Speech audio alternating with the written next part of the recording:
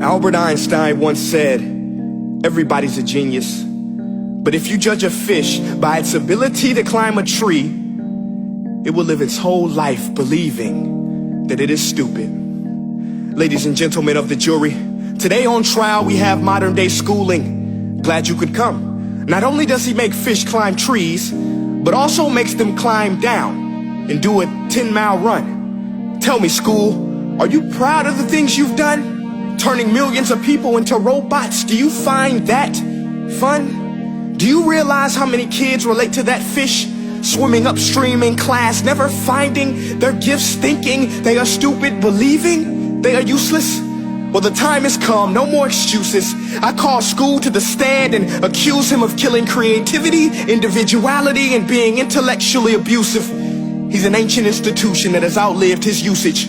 So, Your Honor, this concludes my opening statement, and if I may present the evidence of my case, I will prove it. Proceed. Exhibit A. Here's a modern day phone. Recognize it? Here's a phone from 150 years ago. Big difference, right? Stay with me. Here's a car from today, and here's a car from 150 years ago. Big difference, right? Well, get this. Here's a classroom of today, and here's a class we used 150 years ago. Now ain't that a shame? In literally more than a century, nothing has changed. Yet you claim to prepare students for the future? But with evidence like that, I must ask, do you prepare students for the future or the past? I did a background check on you and let the record show that you were made to train people to work in factories, which explains why you put students in straight rows, nice and neat, tell them sit still, raise your hand if you want to speak, give them a short break to eat, and for 8 hours a day tell them what to think. Oh, and make them compete to get an A. A letter which determines product quality, hence grade A of meat. I get it. Back then, times were different. We all have a past. I myself am no Gandhi. But today, we don't need to make robot zombies. The world has progressed. And now we need people who think creatively, innovatively, critically, independently, with the ability to connect. See, every scientist will tell you that no two brains are the same. And every parent with 2 or more children will confirm that claim. So please explain why you treat students like cookie cutter frames or snapback hats, giving them this one-size-fits-all crap. Watch your language. Sorry, Your Honor, but if a doctor prescribed the exact same medicine to all of his patients, the results will be tragic. So many people will get sick, yet when it comes to school, this is exactly what happens. This educational malpractice, where one teacher stands in front of 20 kids, each one having different strengths, different needs, different gifts, different dreams, and you teach the same thing the same way? That's horrific.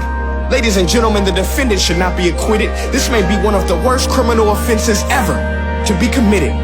And let's mention the way you treat your employees. Objection. Overruled. I want to hear this. It's a shame. I mean, teachers have the most important job on the planet, yet they're underpaid? No wonder so many students are short-changed. Let's be honest.